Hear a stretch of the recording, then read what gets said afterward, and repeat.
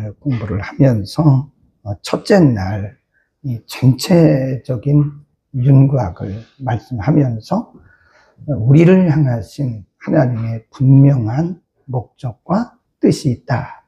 그래서 결코 우리 인생은 우연이 아니다. 우리가 어떤 모양으로 태어났든 또 어디서 살든 그것은 하나님께서 이미 우리가 이 땅에 태어나기도 전에 계획해 놓으신 정확한 계획에 의해서 하나님 우리 인생을 이끌고 계신다. 근데 우리가 그것을 신학적인 용어로는 섭리라고 해요. 섭리. 우리가 이 땅에 태어나기 전에 하나님의 계획이 있으셨잖아요. 그리고 그 계획에 의해서 우리 인생을 끌어가시는 거예요. 그걸 우리가 섭리라고 합니다. 섭리하신다는 말은 하나님의 계획대로 우리 인생을 끌어가신다. 그런 뜻이거든요. 오늘은 우리가 목적이 끌어갈 때, 목적 없는 삶을 막 살다가 우리를 향하신 하나님의 목적을 발견하고 또 우리가 하나님의 그 의미, 의도를 우리를 향하신 뜻을 발견했을 때 우리 인생이 어떻게 바뀌나 확실히 바뀝니다. 네. 우리 인생이 누구나 다 목적 없이 살 때는 방황하는 거예요. 방황. 목적성이 없기 때문에, 방향성이 없기 때문에. 그러나 우리가 하나님의 뜻과 목적을 발견했을 때는 분명히 우리 인생의 변화가 옵니다. 오늘 그 부분에 대해서 상고를 합니다. 도움의 글. 여기 보면 이 토마스 칼라일이라고 하는 분의 말을 썼습니다. 목적이 없는 사람은 키 없는 배와 같다.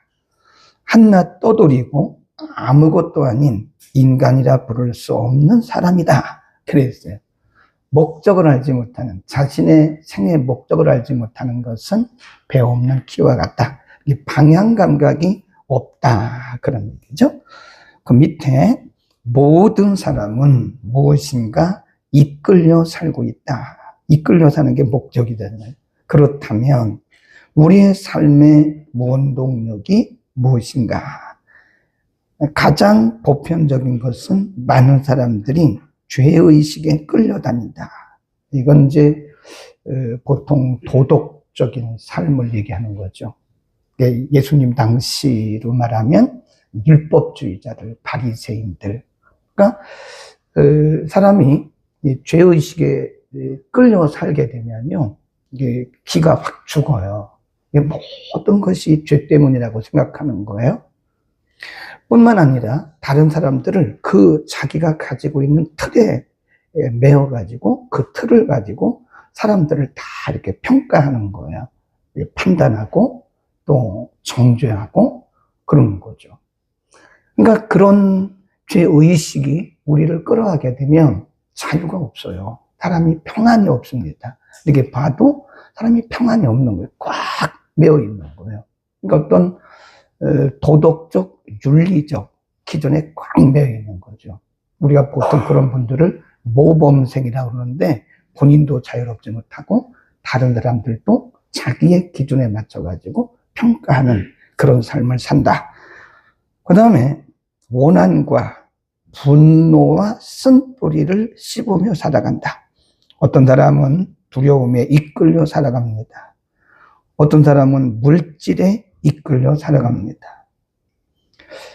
물질에 이끌려 사는 사람도 있죠. 황금 만능주의에 빠져서, 그러니까 물질에 이끌려 살게 되면 하나님도 확실하게 보이지가 않아요. 그리고 사람도 확실하게 부모와의 관계도 끊어지고 형제와의 관계도 끊어지고 이웃과의 관계도 끊어지고 오직 물질을 위해 살아가는 거니까요. 네, 물질에 이끌려 살게 되는 것이다. 어떤 사람들은 다른 사람들의 인정을 받기 위해 살아갑니다. 이외에 여러 가지 우리의 삶을 이끄는 많은 힘이 있지만 이 모두가 막다른 골목, 즉 사용하지 못하는 잠재력, 불필요한 스트레스, 그리고 만족하지 않는 삶을 향해서 열심히 뛰게 있는 거죠. 그러니까 열심히는 뛰는데 방향성이 없기 때문에 사실은 스트레스 받고 두려움에 빠지고 지치고 기쁨이 없고 그런 거죠. 그러니까 우리가 우리 자신을 포함해서 현대인들을 보면 굉장한 스트레스 속에 살고 있는 거예요. 불안 속에 살고 있고, 그리고 어떻게 보면 경쟁. 사실 말은 안 하지만 어떤 경쟁 속에서 살아가는 거예요. 그러니까 자유함이 없는 거죠. 왜냐하면 이 방향이 분명하지 않기 때문에 그런 것이다. 우리는 뭔가에 의해서 끌려 살고 있는 것이다. 그 다음에 밑으로 쭉 내려갑니다. 목적이 이끄는 삶을 살 때 따르는 유익이 무엇이냐? 첫째, 우리 읽습니다. 위에만 시작. 목적을 하는 것은 삶의 의미를 부여해 줍니다. 삶의 의미가 없다면 아무런 소망이 없습니다. 소망은 목적을 갖는 데서부터 오는 것입니다. 그것은 모든 절망과 삶의 한계 상황에서 다시금 우리를 일어나게 합니다. 우리의 상황이나 조건이나 형편이 문제가 아니고요. 우리 삶의 목적을 분명히 우리가 찾는다면 의미가 있는 거죠. 인생은 의미 없이는 소망이 없어요. 하나님이 우리를 그렇게 디자인해 놓으셨기 때문에 내가 왜 오늘도 깨어났나? 내가 왜 오늘도 살아가는가? 내 삶의 의미를 내가 알 때 하루가 즐겁고 행복한 것이죠. 근데 우리가 오늘 내가 왜 사나? 무엇 때문에 사나? 라고 하는 분명한 목적이 없을 때 하루가 굉장히 길은 거죠. 24시간 얼마나 길겠습니까? 의미, 굉장히 중요하다. 의미를 부여해 준다. 둘째, 목적을 알며 우리의 삶이 단순해집니다. 단순해지죠? 우리의 목적을 알게 되면 이것저것을 다 하지 않습니다. 하나님이 우리를 디자인하실 때 사람이 모든 것을 다 잘할 수 있게 디자인하시진 않았어요. 사람이 그래서 누군가 보면 모든 사람 마찬가지죠. 장점이 있으면 단점이 있고 단점이 있으면 장점이 있습니다. 사람은 다 잘할 수가 없어요. 그런데 목적을 발견하지 못할 때 우리는 이것도 해보고 저것도 해보고 저것도 해보고 이것도 하잖아요. 가끔 보면 어떤 분들이 사업을 하는데요. 이것 조금 해보다가 안 되면 그만두고 또 이것 조금 해다 안 되면 그만두고, 그러니까 어떤 분명한 자기만의 어떤 사업의 특수성이 없는 거예요. 하나님이 우리 인생을 이렇게 디자인할 때도요, 모든 걸 다 잘할 수 있게 해놓으신 게 아니라고요. 우리만 가지고 있는, 어제 우리가 뭐라고 그랬어요? 단 하나밖에 없는 걸작품이라 그랬잖아요. 그거를 발견하게 되면 인생은 굉장히 심플해져요. 단순해집니다. 거기에 집중하게 되는 거죠. 거기에 하나님이 나를 부르신 것에 집중하게 되고 하나님이 내게 주신 그 의미를 찾게 되면 우리는 분명히 삶이 단순해집니다. 우리가 누가복음에 보면요, 우리 잘 아는 말씀이잖아요. 누가복음 10장에 보면 예수님이 마르다와 마리아의 집에 신방을 가셨어요. 자매잖아요.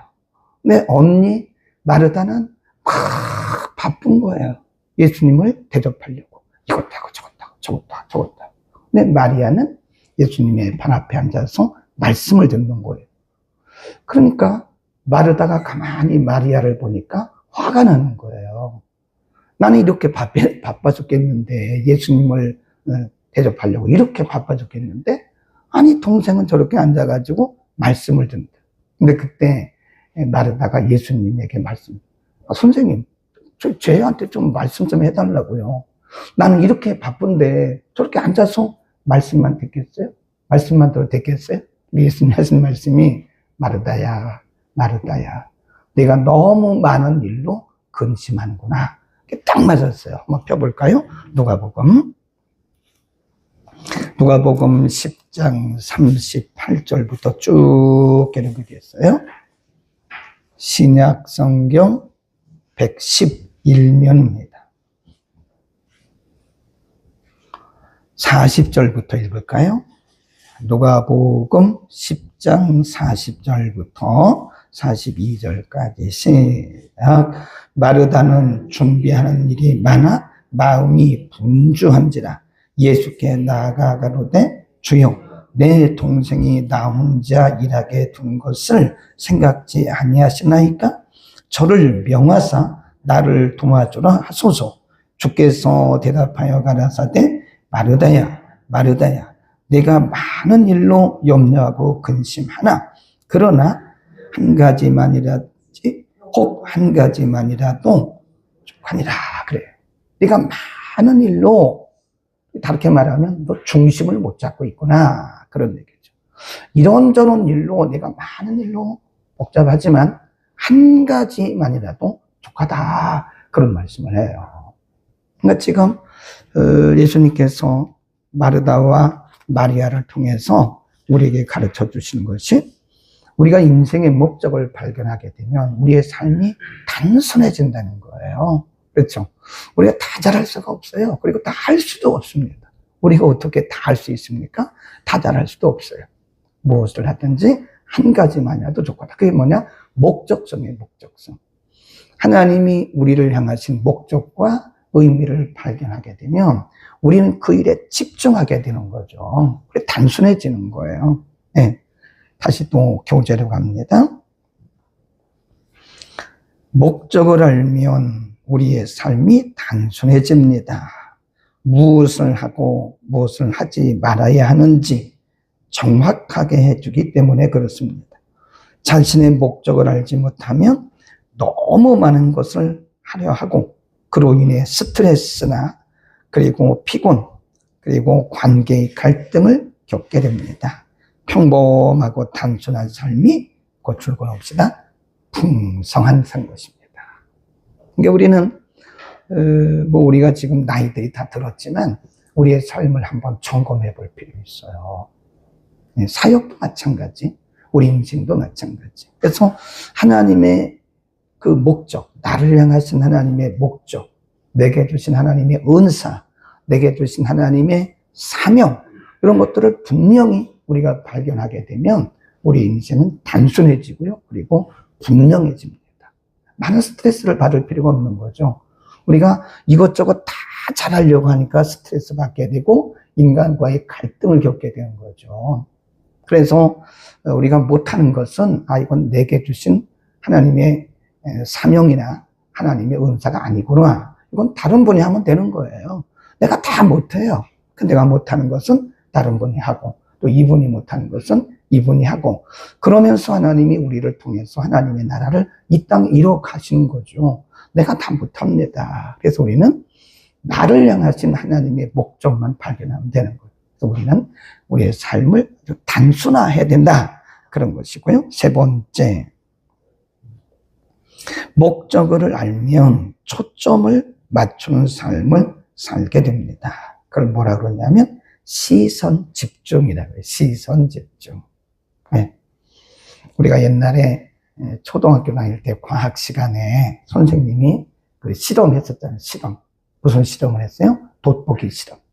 그래서 돋보기를 가지고 이렇게 태양 같은 거 봐요.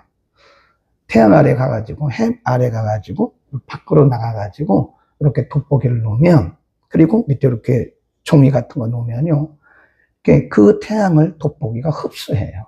그래가지고 쭉 내려지는데 이 종이가 타요. 우리는 그런 실험 했었잖아요.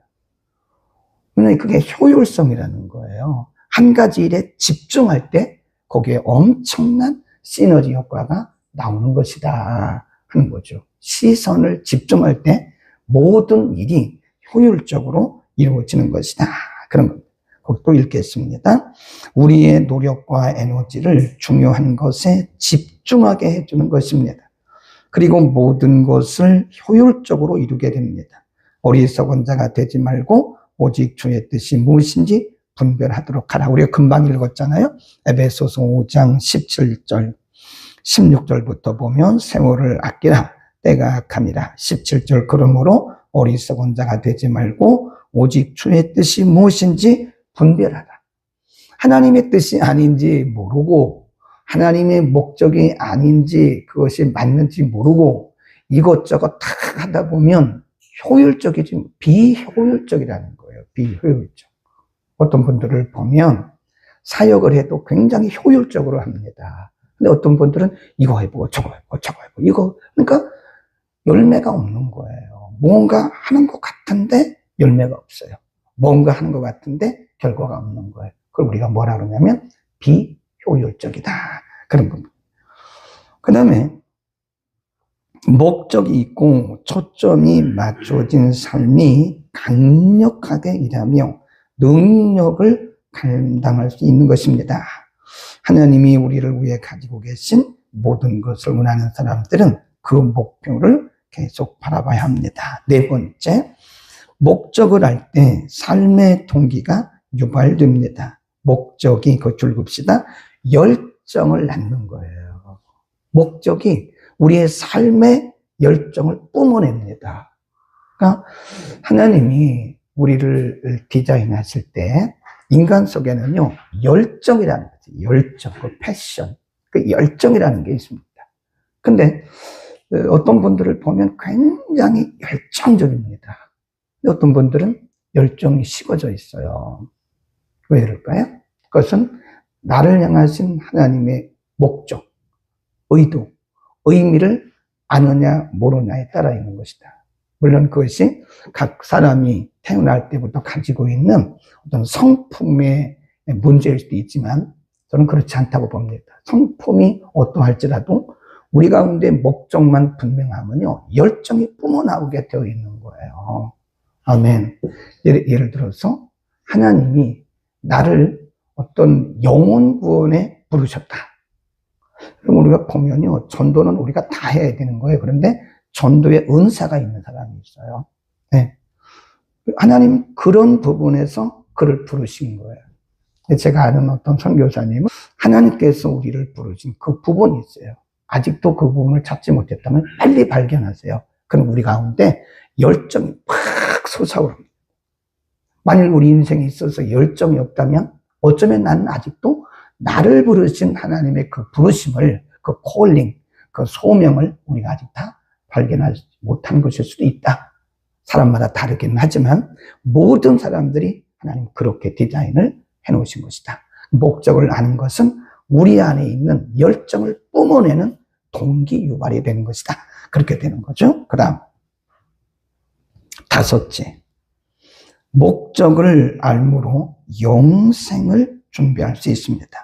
다른 사람들이 우리의 삶에 대해서 어떻게 얘기하느냐가 아니고 하나님이 우리에 대해서 어떻게 생각하시느냐, 이게 중요한 거죠. 그러니까 우리는 항상 우리의 삶에 대해서 우리가 자주 이렇게 점검을 해봐야 돼요.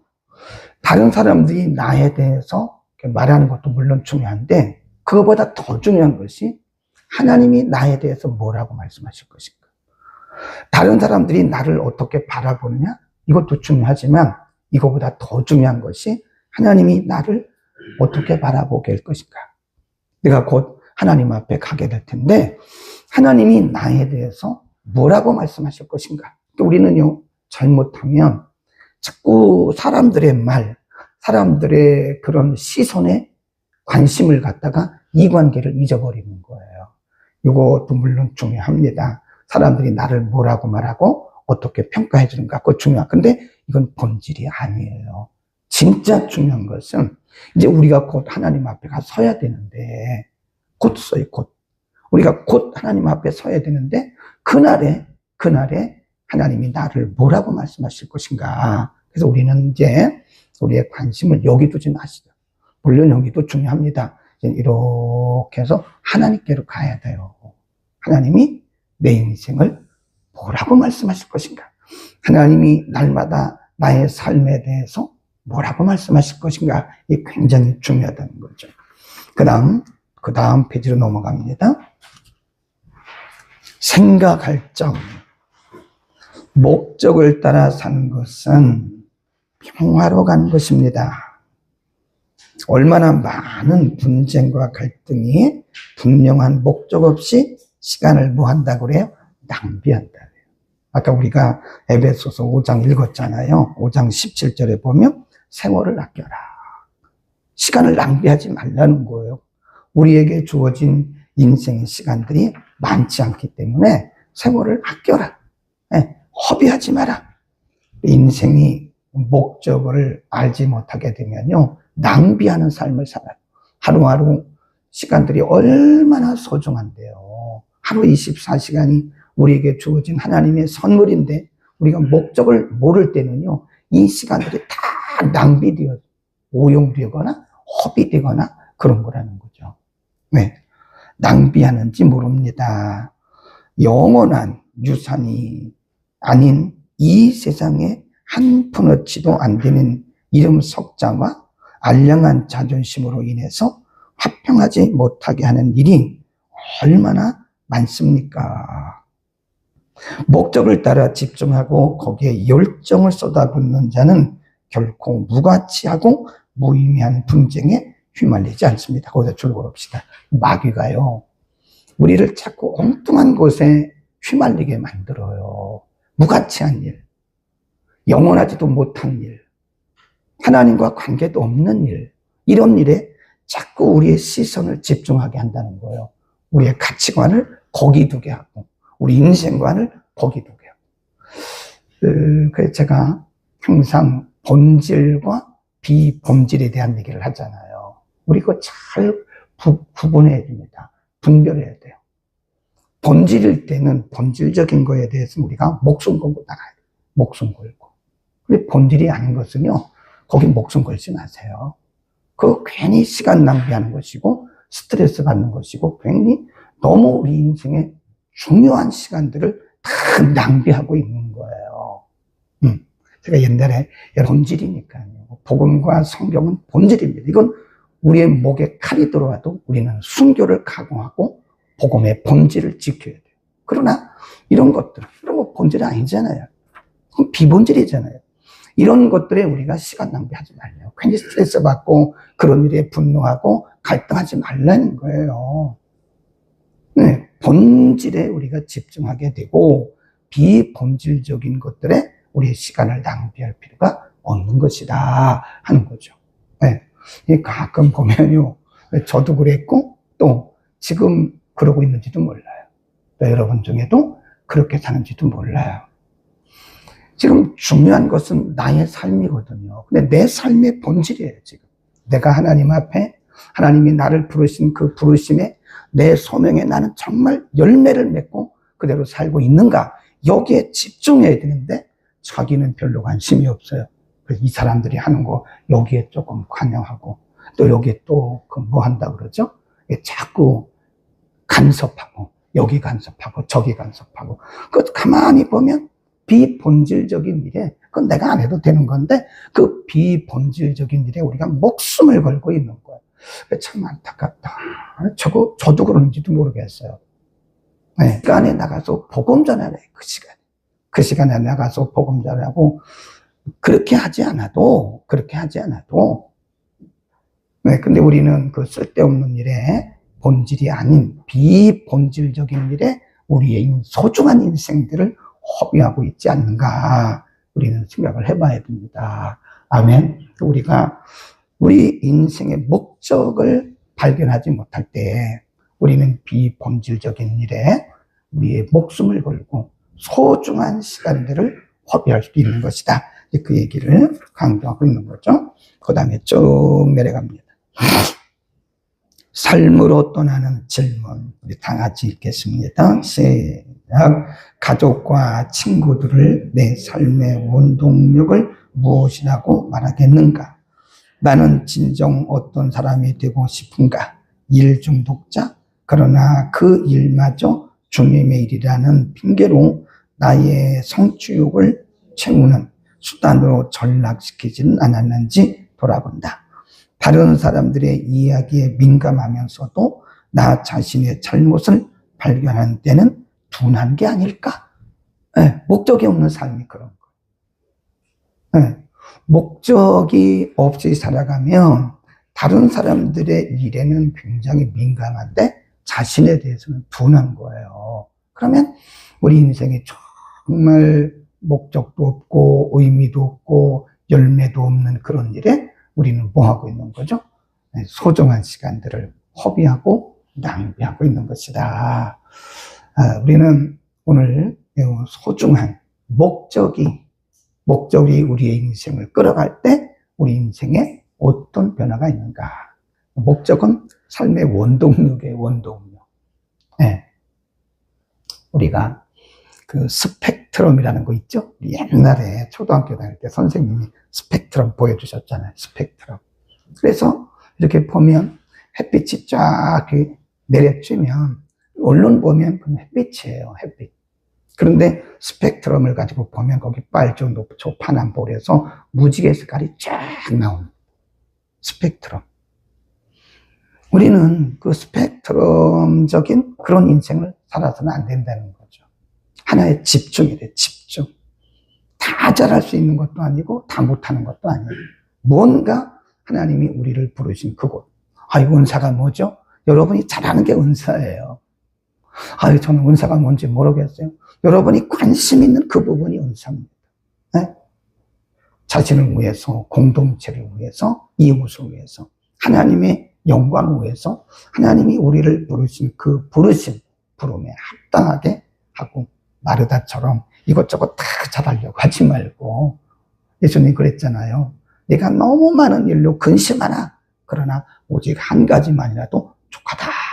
우리 남은 생애는 하나님께서 우리를 향하신 목적이 이끄는, 그래서 이끈다, driven, the purpose driven life. 그 목적이 그거예요. 릭 워런 목사님이 이 제목을 그렇게 정한 거예요. 목적이 이끌어가는 우리의 생각이나 우리의 어떤 야망이 아닌 하나님의 목적이 우리의 인생을 끌어가는 그런 삶이다. 그런 얘기입니다. 발견하고 우리의 남은 생애가 이제는 본질에 집중하고 비본적인 일에 스트레스 받지 말고 본질에 집중하고 다른 사람들의 말이나 평가에 전혀 너무너무 신경 쓰지 말고 이제는 하나님이 나를 어떻게 볼 것인가, 나에게 이제는 한번 집중하면서 우리 인생이 열매 맺는 인생이 되기를 바랍니다. 기도합니다. 거룩하신 우리 아버지, 우리가 열심히 살아왔습니다. 하나님을 열심히 섬겼고 우리가 직장 생활도 열심히 했고 또 사업도 열심히 했습니다. 하나님, 그러나 이제는 초점을 우리 하나님께 맞추기를 원합니다. 우리의 야망이 아닌, 우리의 소망이 아닌 하나님의 계획, 하나님의 비전, 하나님의 목적을 이루어드리는 우리 인생이 되게 하여 주옵소서. 하나님, 마르다처럼 우리가 이런저런 일로 스트레스 받고 이런저런 일로 우리가 많은 염려와 근심하지만 우리 주님 말씀하시기를 혹 한 가지만이라도 족하니 그 일을 하라고 우리에게 말씀해 주셨습니다. 하나님, 우리의 눈을 열어서 우리를 향하신 우리 하나님 아버지의 목적, 우리 하나님 아버지의 의도, 하나님 아버지의 뜻을 발견하게 하시고 이제와 이후에 우리의 인생은 이전보다 30배나 60배나 100배나 더 행복하고 보람되고 하나님께 기쁨되고 많은 사람들에게 행복을 주는 우리 인생 되게 하여 주옵소서. 하나님, 지금 우리가 살아가고 있는 일들 중에 비본질적인 일에 우리의 시간을 빼앗기고 휘말리거나 아니면 낭비하는지는 우리 잘 바라보고 분별하게 하시고 꼭 열매 있는 일에 우리의 원동력, 우리의 최선을 다해서 중심을 다해서 살아가도록 우리를 축복하여 주옵소서. 예수 그리스도의 이름으로 기도드립니다.